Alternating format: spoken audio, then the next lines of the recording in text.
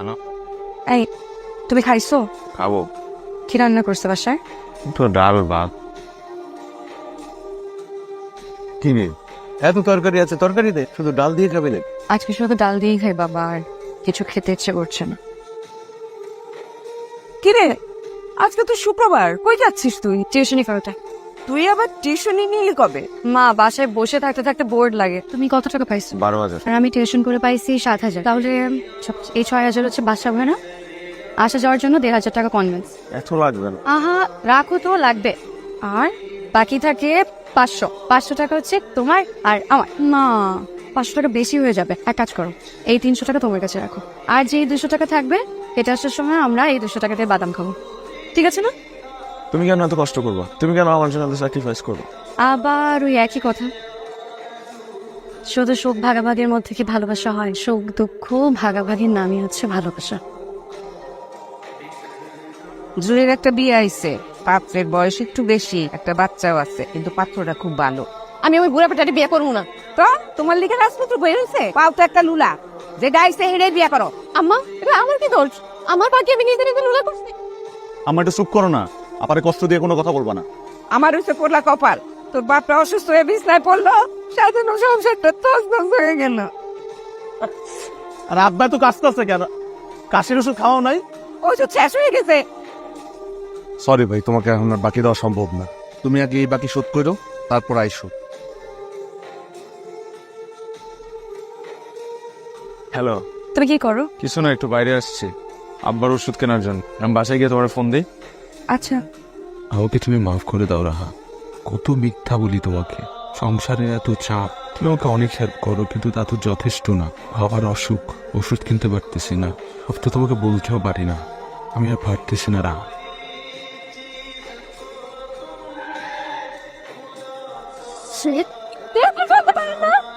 দেখেছো মানে আপনারাই তো আমার উপর গাড়ি উঠাই দিচ্ছে। গায়ের উপরে দিয়ে উড়াই দেয় না, এটাই বেশি। সামনে থেকে সর। এটা আমার বাবার অসুখের ওষুধ। ঠিক আছে, দেখি। ভাই আমার বাবা অসুস্থ ভাই। আপনি কোনো টেনশন করবেন না, আমি আপনাকে সব ওষুধ কিনে দিই। আপনি আমার গাড়ি তুলুন, আপনি গাড়ি তুলছেন, আমি সব ওষুধ কিনে দিচ্ছি।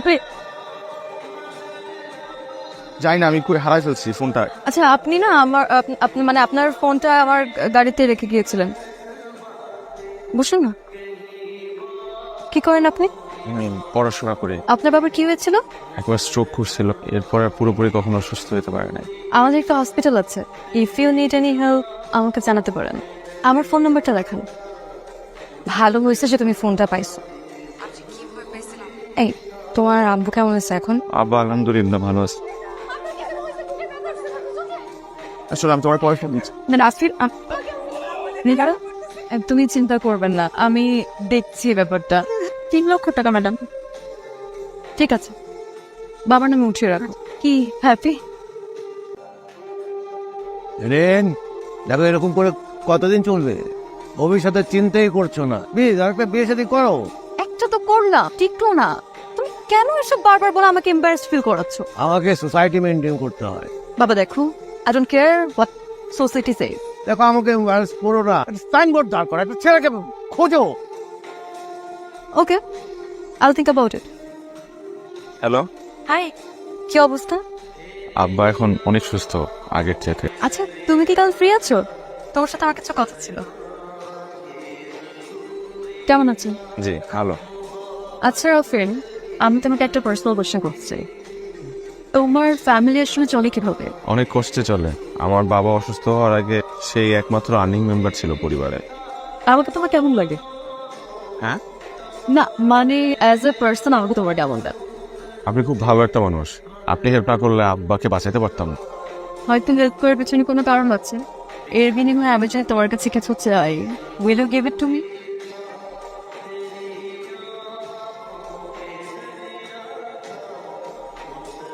এই ছেলের বাবাকে বাঁচিয়ে তুই তো ওকে তোর খাঁচায় পুরোপুরি বন্দি করে ফেলেছিস। ইয়েস। মানে এই বাগারটারে দিয়ে তুই কি করবি? বাবা আমাকে বিয়ে দিতে চাই, আর আমি যদি এখন তার পছন্দ মতো বিয়ে করি, আবার সে খাঁচায় বন্দি জীবন শুরু। আমি ওই জীবনটা চাই না, তাই আমি ভেবেছি আমি একটা পাপেটকে বিয়ে করব। আর এই ছেলেটা হচ্ছে সেই পাপেট। আমার উপর কোনোদিনও জোর গলায় কথাও বলতে পারো। আন্টি, এটা আপনার জন্য। খুব সুন্দর হয়েছে মা। ভাইয়া এটা তোমার জন্য, এটা তোমার জন্য, এটা রাখো প্লিজ। আমি শুধু চাই তুমি সারা জীবন আমার সাথে থাকো। ওখানে চাকরিতে কত স্যালারি পাও তুমি? ভালোই তো ভাই। রাতে ফোন এঙ্গেজ থাকে কেন তোমার? কোথায় হারিয়েছো? কোথায় হারাই যাবো? অফিসের কিছু কাজ থাকে ওগুলা। রাফিন, তুমি আমাকে ভালোবাসো তো? হ্যালো, তুমি কোথায়? আমার সাথে এখন একটু দেখা। জি স্যার, আমি আসতেছি, যাইতে হবে বুঝছো। অফিস থেকে ফোন দিছে, তুমি একটা সিএনজি নিয়ে বাসায় চলে যাবে, তাই না? কি চুপ করে আছো কেন?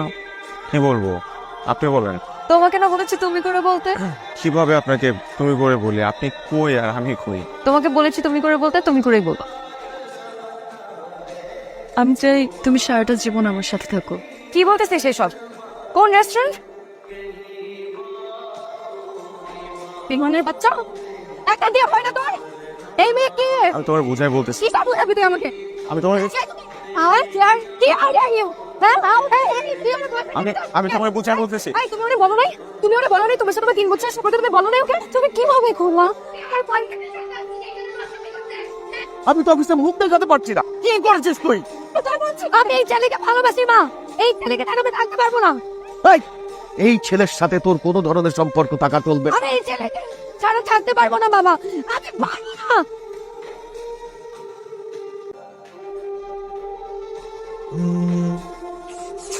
ফিটো তো করো, আমি সরি বলতে তো। আমি কই দিয়ে মই মাইয়ারে খবরদার ফোন করবি না, একদম কোনো সম্পর্ক রাখবি না। তোমার পোলা কোনো কথা শুনবো না, দেখো। শুনবো না মানে ওর গাড়ি এই ছেলেকে বিয়ে করতে চাও? হ্যাঁ বাবা। করে ফেলো। Thank you so much. Raha তোরে কত ভালোবাসে। রাহার মতো এত ভালো একটা মেয়ের সাথে তুই এটা কি করলি? ওরে সাইরে তুই আরেক মেয়ের সাথে চলে গেলি, তোর পানিশমেন্ট হবে। যদি বিয়েটা হয়ে যায় আপনাদের এরকম পরিস্থিতিতে বা এরকম পরিবেশে থাকা লাগবে না। আমার রিয়েল এস্টেটের ব্যবসাও আছে, আমি আপনাদেরকে একটা মোটামুটি বড় সাইজের একটা ফ্ল্যাট দিয়ে দেবো। আমার মেয়ে আমার অনেক অনেক আদরে, আর ও যাকে পছন্দ করে ও যা চাইবে আমি ওকে তাই দেবো। আপনার ছেলে তখন তো আমার মেয়ের জামাই হবে, মানে আমার ছেলের মতোই হবে। ওকে আমি আমার কোম্পানির ডিরেক্টর করে দেব। এখন শুধু আপনাদের বলতে হবে যে আলহামদুলিল্লাহ। এটা আপনাদের নতুন ফ্ল্যাট, দেখেন না? দেখো দেখো। হ্যালো রাফিন, রাফিন তুমি প্লিজ ফোনটা আমার ধরো না প্লিজ। আই এম সরি, আমার একদম করা উচিত নয়। তোমার সাথে আর দেখা করবো না, তোমাকে কত ভালোবাসি। এটা কি করলি? কি করলি এটা? তো দেখ, কোনো কথা নাই, কোনো কথা নাই। তো তোর জন্য আমি যারে ভালোবাসি তারে ছেড়ে চলে গেল। ভাবলাম আমার কলিজার টুকরা যারে ভালোবাসে থাকুক, তার কাছে থাকুক, ভালো থাকুক, সুখে থাকুক। তুই ওরে টিস্যু পেপারের মতো ইউজ করে ছেড়ে চলে গেলি।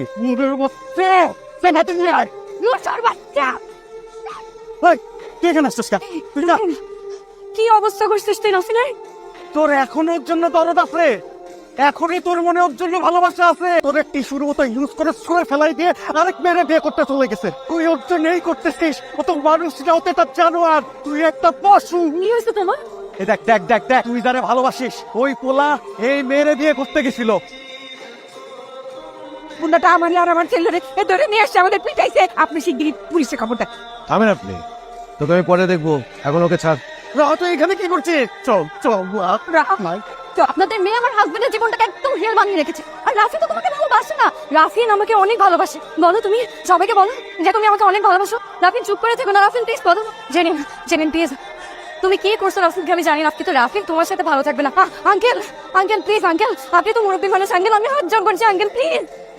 বুঝি তুমি কি আমার কথা শুনবা? আমার জন্যই তো এত সমস্যা। আমি এই দুনিয়া থেকে চলে যাবো, চলে যাবো। আমার বোনটা পঙ্গু, এই কারণে ওর বিয়ে হয় না। আবার যদি কেউ ওকে বিয়ে করতে রাজি হয় তাহলে মোটা অঙ্কে টাকা চাই। আমি না এই বিয়েটা করলে আমার বোনের বিয়েটা হয়ে যাবে। আমি যদি আজকে এই বিয়েটা করি তাহলে আমার বাবার অপারেশন হবে সিঙ্গাপুরে। আমার পরিবারের এই শহরে মাথা গোজার কোনো ঠাঁই নাই। আমি যদি আজকে এই বিয়েটা করি তাহলে বাকিটা জীবন সুখে শান্তিতে থাকতে পারবে না। তুমি আমাকে প্রমিস করছিলে তুমি আমাকে ভালোবাসবে, দেখো না আমি তো ভালোবাসি। এই সবার সাথে আমি করছি, আমার এই হৃদয় তোমাকে ভালোবাসতে শুরু করছিল এবং আমি সিদ্ধান্ত নিয়েছিলাম যে আমি আমার বাকিটা জীবন তোমাকে আমার এই হৃদয় আগলায় রাখবো। এই দারিদ্রের সাথে যুদ্ধ করতে করতে আমি আক্রান্ত, আমার ভেতরে কিচ্ছু নাই, সবকিছু তোমরা বুঝছে শেষ হয়ে গেছে। তুমি আমার মাফ করে দাও রাহা। থাকতে পারবো না রবিন। আমি তোমার হাত জোর করে অনুরোধ করতেছি, তুমি আমার জীবন থেকে চলে যাও।